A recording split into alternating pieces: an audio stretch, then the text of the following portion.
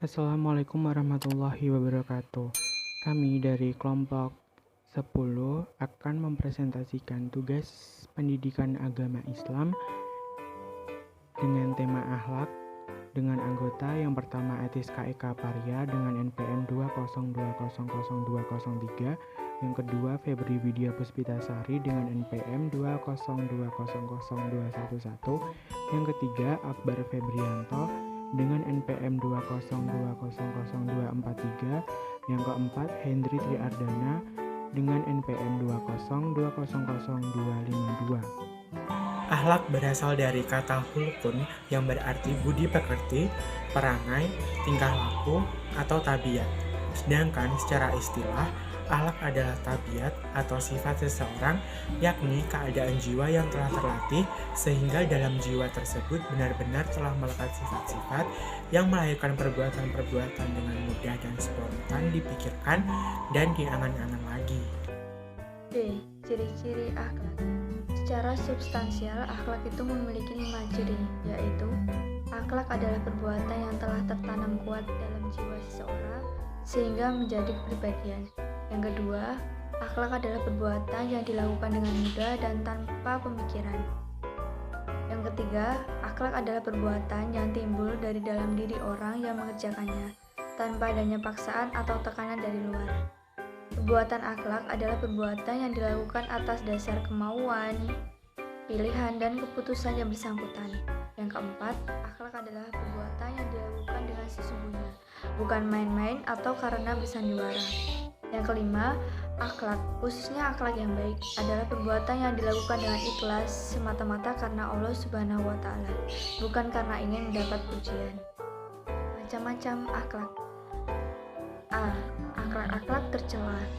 Akhlak tercela ini dikenal dengan sifat-sifat muhlikat, yakni segala tingkah laku manusia yang dapat membawanya kepada kebinasaan dan kehancuran diri, yang tentu saja bertentangan dengan fitrahnya untuk selalu mengarah kepada kebaikan.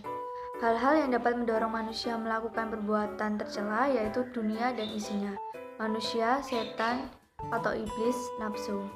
Pada dasarnya, sifat dan perbuatan yang tercela dapat dibagi menjadi 2 bagian, yaitu yang pertama ada maksiat lahir. Maksiat lahir adalah pelanggaran oleh orang yang berakal balik karena melakukan perbuatan yang dilarang dan meninggalkan pekerjaan yang diwajibkan oleh syariat Islam.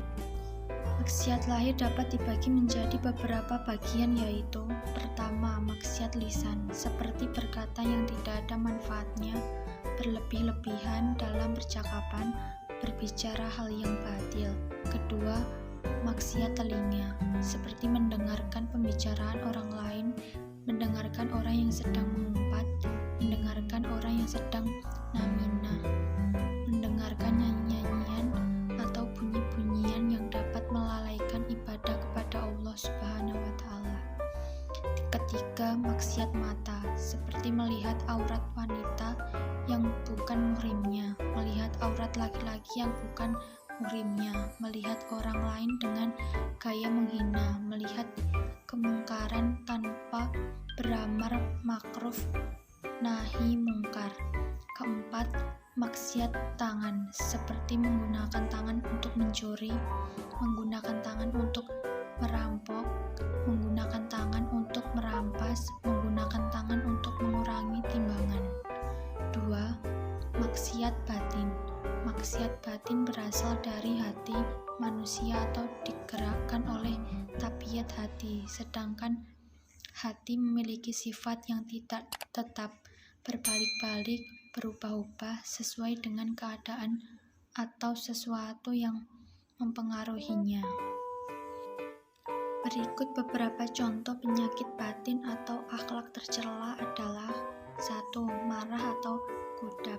Dapat dikatakan seperti nyala api yang terpendam di dalam hati sebagai salah satu hasil godaan setan terhadap manusia.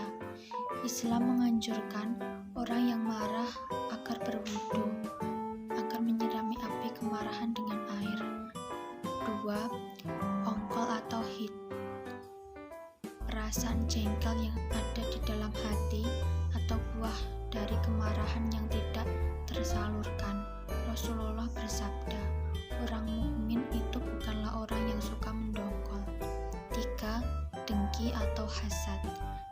sakit hati yang ditimbulkan kebencian, iri, dan ambisi, Islam melarang bersikap dengki, karena sesungguhnya dengki dapat memakan kebaikan seperti api memakan kayu bakar.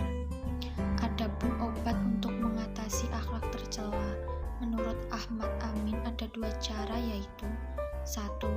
Perbaikan pergaulan, seperti mendirikan pusat pendidikan anak nakal, mencegah perzinaan, mabuk, dan peredaran obat-obat terlarang. 2. Memberikan hukuman. Dengan adanya hukuman, akan muncul suatu ketakutan pada diri seseorang karena perbuatannya akan dibalas atau dihukum. Hukum ini pada akhirnya bertujuan untuk mencegah melakukan yang berikutnya, serta berusaha keras memperbaiki akhlaknya. Akhlak-akhlak terpuji. Menurut Al-Ghazali, berakhlak mulia atau terpuji artinya menghilangkan semua adat kebiasaan yang tercela yang sudah digariskan dalam agama Islam, serta menjauhkan diri dari perbuatan tercela tersebut. Kemudian membiasakan adat kebiasaan yang baik, melakukannya dan mencintainya. Hal-hal yang mendorong seseorang untuk berbuat baik diantaranya karena ancaman dari orang lain, mengharapkan pujian, dorongan dari hati nurani, dan mengharapkan pahala. Akhlak yang terpuji dibagi menjadi 2 bagian, yaitu 1. Taat lahir, berarti melakukan seluruh amal ibadah yang diwajibkan Tuhan, termasuk berbuat baik kepada sesama manusia dan lingkungan, dan dikerjakan oleh anggota lahir. Beberapa perbuatan yang dikategorikan taat lahir yaitu tobat, amal makruh, dan syukur. Kedua, taat batin. Taat batin adalah segala sifat yang baik terpuji yang dilakukan oleh anggota batin, hati. Beberapa perbuatan yang dikategorikan taat batin adalah tawakal, sabar, merasa cukup, dan rela dengan pemberian yang dianugerahkan oleh Allah. D. Akhlak-akhlak dalam bidang ekonomi. Ekonomi adalah mengatur urusan rumah tangga, di mana anggota keluarga yang mampu ikut terlibat dalam menghasilkan barang-barang berharga dan membantu memberikan jasa. Lalu, seluruh anggota keluarga yang ada ikut menikmati apa yang mereka peroleh. Kemudian, populasinya semakin banyak di dalam rumah-rumah, lalu menjadi suatu kelompok yang diperintah oleh suatu negara. Akhlak ekonomi sebagai suatu usaha mempergunakan sumber-sumber daya secara rasional untuk memenuhi kebutuhan-kebutuhan yang sesungguhnya melekat pada watak manusia. Berkaitan dengan akhlak ekonomi yang bermoral, 2 hal penting yang menjadi landasannya adalah efisiensi dan keadilan. Persoalan efisiensi atau inefisiensi mencangkup 3 hal, yaitu persoalan alokasi sumber daya, perilaku manusia, dan sistem kemasyarakatan. Ekonomi adalah kegiatan yang langsung berkaitan dengan usaha memenuhi kebutuhan dasar hidup manusia yang berkaitan dengan kebutuhan pokok sehari-hari, sehingga sangat besar pengaruhnya dalam pembentukan pola perilaku masyarakat dalam berbagai aspek kehidupan. Krisis ekonomi akan berdampak pada munculnya krisis di bidang politik, sosial, hukum, budaya, serta agama. Bahkan, kemiskinan menjadi ancaman yang serius bagi iman dan keyakinan agama. Nabi Muhammad SAW pernah bersabda, "Kada al-faqru an yakuna kufran." Hampir dipastikan kemiskinan membawa akibat kekufuran. Akhlak-akhlak dalam bidang konsumsi. Kajian Islam tentang konsumsi sangat penting agar seseorang berhati-hati dalam menggunakan kekayaan atau berbelanja. Keinginan untuk memenuhi kebutuhan hidup merupakan naluri manusia. Sejak kecil, bahkan ketika baru lahir, manusia sudah menyatakan keinginan untuk memenuhi kebutuhannya dengan berbagai cara, semakin besar dan akhirnya dewasa. Keinginan dan kebutuhan seorang manusia akan terus-menerus meningkat dan mencapai puncaknya pada usia tertentu untuk seterusnya menurun hingga seseorang meninggal dunia. Ada 3 nilai dasar yang menjadi fondasi bagi perilaku konsumsi seseorang atau masyarakat muslim. 1. Keyakinan akan adanya hari kiamat dan kehidupan akhirat. Prinsip ini mengarahkan seorang konsumen untuk mengutamakan konsumsi untuk akhirat daripada dunia, mengutamakan konsumsi untuk ibadah daripada konsumsi duniawi. 2. Konsep sukses dalam kehidupan seorang muslim diukur dengan moral agama Islam dan bukan jumlah kekayaan yang dimiliki. Semakin tinggi moralitas, semakin tinggi pula kesuksesan yang dicapai. 3. Kedudukan harta merupakan anugerah Allah dan bukan sesuatu yang dengan sendirinya bersifat buruk. Harta merupakan alat untuk mencapai tujuan hidup. Jika diusahakan dan dimanfaatkan, batasan dalam konsumsi menurut Islam, larangan dalam pembelanjaan harta melingkupi 2 macam, antara lain: pertama, larangan bersifat kikir atau bakhil dan menumpuk harta. Kesadaran untuk membantu penderitaan yang dialami orang-orang yang kekurangan sangat mendapatkan porsi yang besar di dalam Islam. Sikap kikir sebagai salah satu sifat buruk manusia harus dikikis dengan menumbuhkan kesadaran bahwa harta adalah amanah Allah Subhanahu wa Ta'ala yang harus dibelanjakan sebahagian dari harta kepada orang-orang yang berhak mendapatkannya. Kedua, larangan berlebih-lebihan dan bermewah-mewahan. Islam membenarkan pengikutnya menikmati kebaikan dunia. Prinsip ini bertolak belakang dengan sistem kerahiban, manuisme, Parsi, Sabuisme, Brahma, dan sistem lainnya yang memandang dunia secara sinis.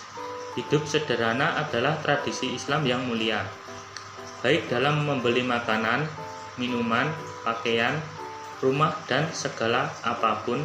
Bahkan Rasulullah melarang boros berwudu dengan air walaupun berada di sungai yang mengalir. Al-Haritsi mengutip kebijakan Umar bin Khattab radhiyallahu anhu tentang prinsip konsumsi dalam Islam adalah: yang pertama ada prinsip syariah, bahwa konsumsi merupakan sarana untuk membangun ketaatan pada Allah dan harus mengetahui apa yang dikonsumsinya, baik dari hissiyat, proses pembuatan, atau halal dan haram. Yang kedua ada prinsip kuantitas, bahwa kesederhanaan dalam segala hal merupakan kebaikan dengan memperhatikan kemampuan dan pendapatan dalam mengkonsumsi barang dan jasa, serta berupaya untuk menabung dan menginvestasikannya hartanya. Yang ketiga ada prinsip prioritas, bahwa pertimbangan konsumsi perlu mendahulukan kebutuhan primer, kemudian sekunder, kemudian tersier. Yang keempat ada prinsip sosial, bahwa semangat saling ta'awun dan memberi contoh keteladanan perilaku konsumsi serta memperhatikan maslahat umum dengan tidak membahayakan, merugikan yang lain serta mengganggu ketertiban umum. Yang terakhir ada kaidah lingkungan, bahwa perhatian kepada sumber daya alam yang ada dengan tidak mengeksploitasi tanpa batas dan merusaknya. F. Akhlak dalam bidang bisnis. Etika bisnis adalah akhlak dalam menjalankan bisnis sesuai dengan nilai-nilai Islam, sehingga dalam pelaksanaan bisnis itu tidak terjadi kekhawatiran karena sudah diyakini sebagai sesuatu yang baik dan benar. Etika bisnis seorang muslim dibentuk oleh iman, yang menjadi pandangan hidupnya, yang memberi norma-norma dasar untuk membangun dan membina segala aktivitas muamalahnya. Seorang muslim dituntut oleh imannya untuk menjadi orang yang bertakwa dan bermoral amanah, berilmu, cakap, cerdas, cermat, hemat, rajin, tekun, dan bertekad bekerja sebaik mungkin untuk menghasilkan yang terbaik. Dasar hukum etika bisnis Islam dalam Al-Quran. Sistem etika Islam merupakan bagian yang tak terpisahkan dari pandangan hidup Islami. Dalam sistem ini bersifat sempurna. Dalam kaidah perilaku individu, terdapat suatu keadilan atau keseimbangan. Sebagaimana dalam Al-Quran, Surat Al-Baqarah ayat 143, Bismillahirrahmanirrahim. Wa kadzalika ja'alnakum ummatan wasatan litakunu syuhada'a 'alan nasi wa yakunar rasulu 'alaikum syahida wa ma ja'alnal qiblatal lati kunta 'alaiha illa lina'lama man yattabi'ur rasula mimman yanqalibu 'ala aqibat